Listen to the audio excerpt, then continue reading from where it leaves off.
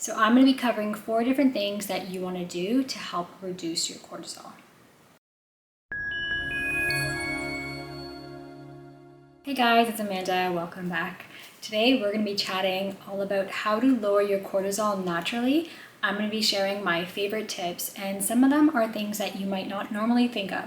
Okay, so first let's talk about what is cortisol and what does it do to your body. Cortisol is our stress response hormone. It is released from our adrenal glands, and those are little glands that sit on top of your kidneys. So cortisol is important in your body. However, if you have too much, it can actually cause some negative symptoms, and some of these things are weight gain, fatigue, so lack of energy, difficulty sleeping, also issues with your gut health, having a racing mind, or brain fog. Those are some main symptoms that people experience when they have a cortisol imbalance. The first step is to consume foods that are easy to digest.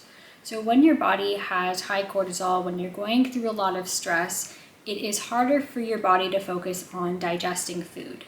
So you want to consume foods that are easy to digest, such as soups, stews, and smoothies.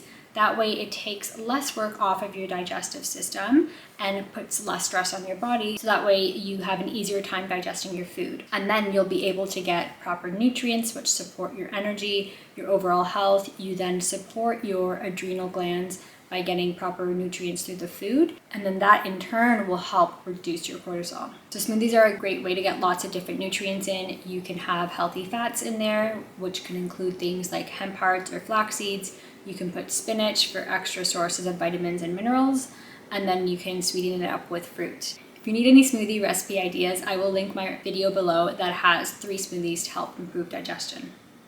Okay, so moving on to the second tip. This would be to consume some herbs that help improve your energy and help to reduce cortisol. So there are many different types of herbs, and it can be a little bit confusing when you're trying to decide which one is best for you. So I like to categorize them into different groups. So there's ones that are grounding, and then there's ones that are more stimulating. Depending on the way that you feel, the way your body is, you might need to go to one that's more grounding or one that's more stimulating. So for example, if you feel more anxious and more restless, you might need something that's more grounding rather than stimulating. So I'm going to cover a few different herbs that I like, and you can choose one based on which one you think would be best for you. So for the first herb, it is called Ashwagandha. This herb is a nice grounding herb. So it's great for if you feel restless, if you have anxiety, if you're really stressed and burnt out and you need something that gives you a gentle energy and a nice gentle push, you can have ashwagandha. So for ashwagandha, you can buy it either in a pill form, so a capsule form, or you can also buy it in a powder and then use it in a smoothie.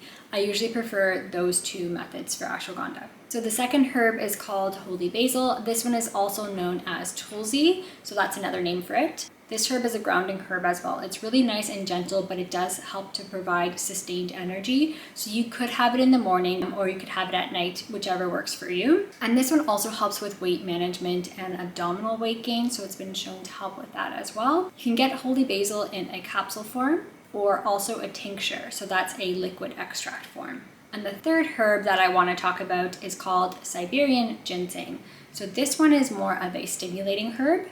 It is great for helping to support vitality and endurance, so great for athletes or if you need more of that physical endurance, it's great to help with that. So Siberian ginseng is nice to get either in the capsule form or the tincture form, which is a liquid extract, depending on which works best for you. We've talked about nutrition, we've talked about herbs.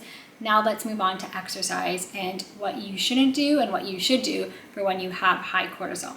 So when you have high cortisol, when you're burnt out, when you're really stressed out, you shouldn't go for exercises that are high intensity. You want to focus on exercises that are more grounding, things like walking, swimming, yoga. Those are some great exercises to help improve your physical activity, but also make sure that you're not putting an extra stress on your body. So this is really important, and this goes back to what I was talking about when we were mentioning the nutrition.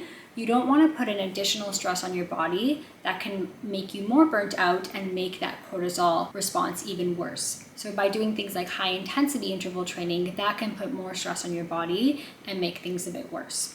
So going for a walk in nature, doing some yoga, even doing some resistance training, that will provide you some physical activity, which is important for your overall health, but it also doesn't put that additional stress on your body that a high interval training might.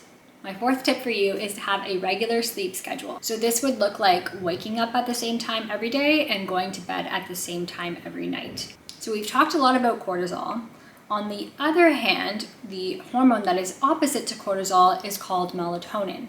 So when cortisol is high, melatonin will be low, and then when melatonin is high, cortisol will be low. So cortisol, the way that it looks, it will spike in the morning, so it should be high, it should get you out of bed, and of course that's a normal high. And then throughout the day it will start dipping, and then at night it will be low, and that low cortisol should then be able to help you fall asleep. Melatonin, on the other hand, is low throughout the day, and then it spikes at night, and that is what should help you fall asleep.